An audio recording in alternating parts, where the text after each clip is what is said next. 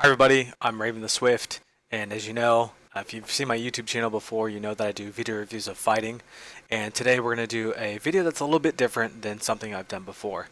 This is a series I'm going to try out. It's called The Fighter's Mind, and in this segment, I'm going to talk about stuff that you normally won't hear from YouTube videos, and stuff you can generally only get from people who really experience at fighting, or maybe you hear it from if you play Amtgard or Belagarth or Dagorhir or whatever.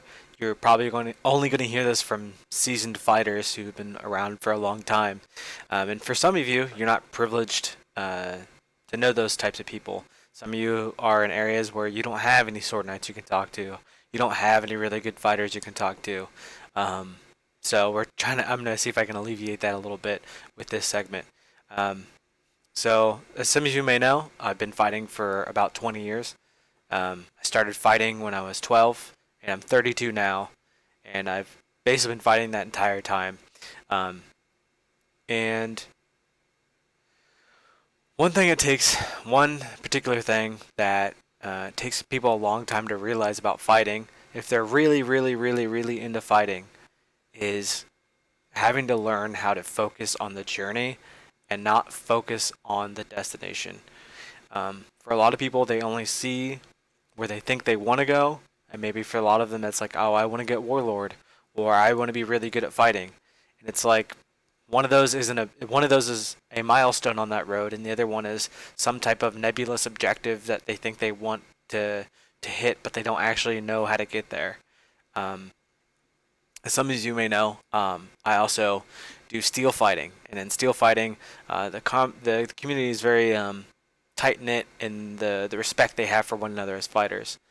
This weekend, I'm honored to actually fight a guy named Mickey. He's from Nashville, and he's a very remarkable person, and he's a warrior and a fighter through and through.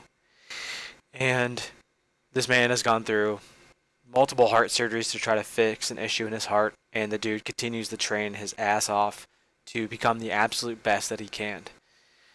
And for me, I knew asking him, I asked who wanted to fight me, and he picked up the fight, and we've been talking back and forth. When when you decide to want to fight somebody, or you have people in your area that you're fighting with, these people aren't your enemies. These people are your training partners. These are people that you need to become better, and you need them more than they need you. Whether it's on an individual basis with my pro fight, or you have 20 people in your community that you need to help you get better at your fight. These people are 50%, probably 50% of the reason that you actually get to where you're going. And I say that because, for instance, with my pro fight, Mickey deciding to take this fight with me, for me, is an entirely new journey, right? From where I am to where I want to go, the end position there is that Mickey and I have a fight on a very specific date. We chose this time about 2 months ago, I think. It was 8 weeks ago, yeah. And I know that from this point to this point, there's a journey here. And when you decide to take a pro fight with somebody, um, you are kind of taking their hand in such a way, and you're walking to a destination, and you do not know exactly what that destination is, but you know you arrive at a particular time.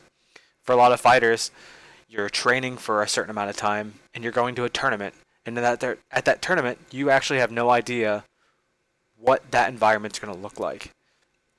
It's a whole new explorative process in your development, right? You're developing skills, you're developing your mental game, you're developing physicality, athleticism, all these things, and you won't actually know what the results of that work will be until you get to the place that you're going. And that in itself, and focusing on that journey, is the most important part of fighting.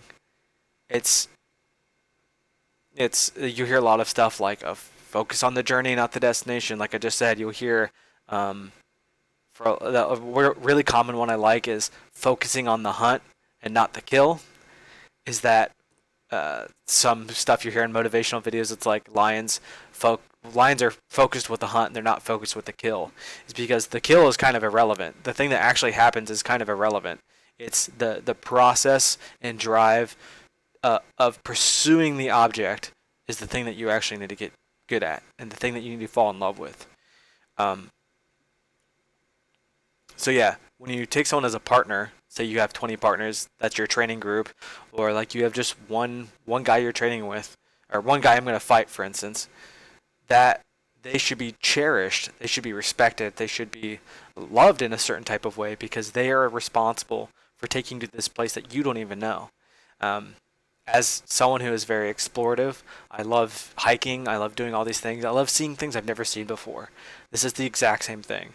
I hope that, when I take a fight with somebody, they are going to inspire me to train as much as I inspire them to train.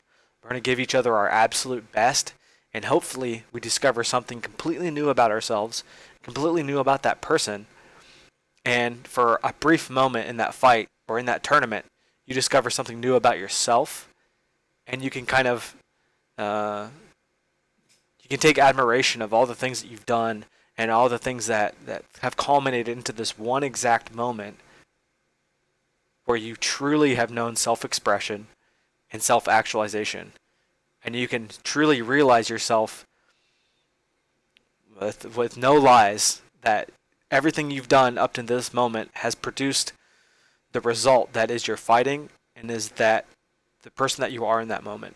And then Monday comes around and you're back onto a new journey.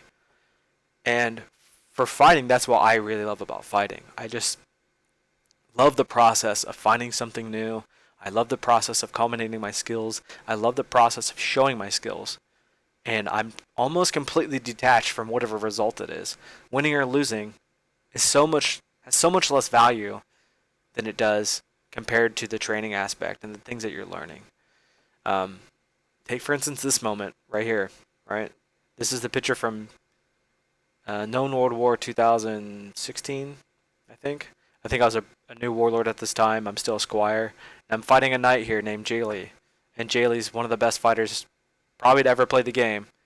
And in this moment, it's us standing in the rain, fighting in Florentine, just by ourselves. You can see that there's, 15, 20 people just standing there. But none of all that matters. It's just he and I in this moment. And it's beautiful. It's absolutely beautiful. And I think if a lot of you guys just focused with passion and focused intentfully on building yourselves, building this new version that you're trying to manifest and imagine, that you'll be a lot more happier in your journey.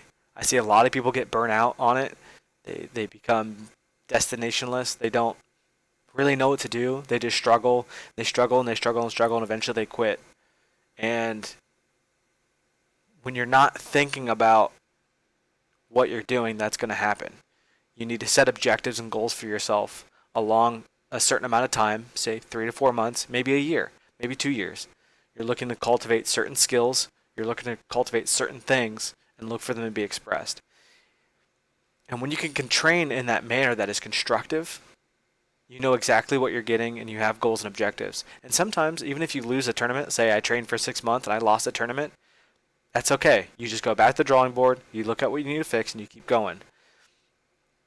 Having these objectives and this objective data about yourself will kind of bring some sanity to your training and help you get better at the thing that you're trying to get better at. I don't care if it's fighting, I don't care if it's macrame, arts and crafts, whatever. It's all the same stuff. You're just trying to develop excellence. But anyway, guys, that's all I want to talk about today. Again, respect your opponents. They should be considered your allies just as much as your training partners are. They should be respected to a degree because they're the only person or only people that can show you who you really are in fighting. And for that reason, fighting should be loved and cherished just for that reason. Anyway, guys, I'm Raven the Swift. This has been The Fighter's Mind, and thank you very much. See you later.